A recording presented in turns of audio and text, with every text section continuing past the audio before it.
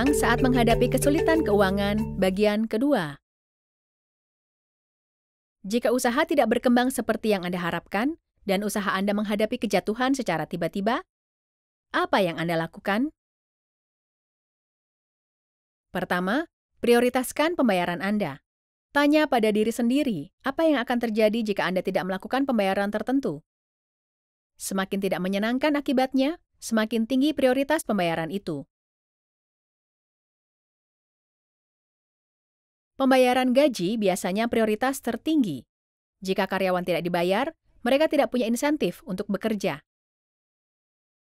Jika mereka tidak bekerja, mereka tidak membuat adanya penjualan untuk membantu Anda melunasi sisa utang Anda. Pemasok paling penting dan mitra usaha Anda harus menjadi prioritas kedua. Jika mereka berhenti memasok Anda, produksi Anda akan terganggu.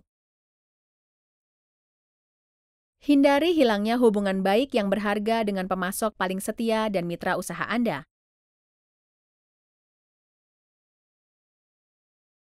Biaya operasional seperti sewa dan utilitas mungkin berikutnya.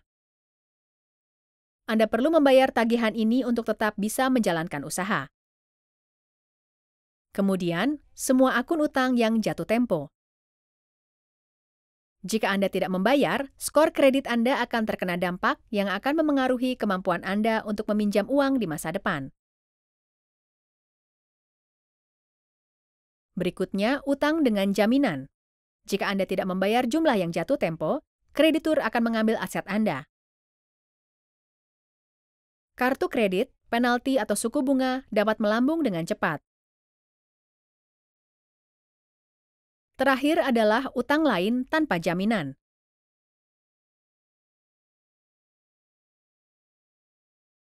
Jika Anda tidak bisa membayar beberapa kreditur Anda, yang Anda harus lakukan adalah menghubungi mereka untuk menyepakati rencana pembayaran baru.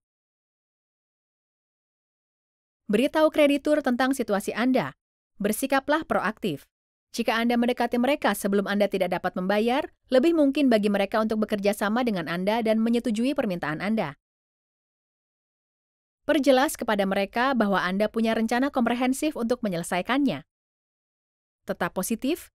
Beritahu Anda ingin membayar mereka secara penuh, tapi perlu menegosiasi ulang ketentuannya untuk memungkinkan hal itu terjadi. Karena semua orang berkepentingan menemukan solusi dan menghindari gagal bayar, pinjaman seringkali direstrukturisasi untuk membantu peminjam dalam kesulitan keuangan. Anda mungkin bisa menegosiasi ulang pinjaman bank Anda agar disebar dalam jangka pinjaman yang lebih panjang untuk mengurangi biaya bulanan pembayaran kembali. Anda bisa minta berpindah ke pinjaman yang membayar bunga saja. Dengan jenis pinjaman ini, Anda hanya membayar bunga bulanan dan tidak mengurangi saldo jumlah utang. Tetapi dengan melakukan ini, pastikan Anda mempunyai opsi untuk menambahkan pelunasan pokok pinjaman kapanpun, baik secara reguler atau kapanpun ketika ada uang ekstra.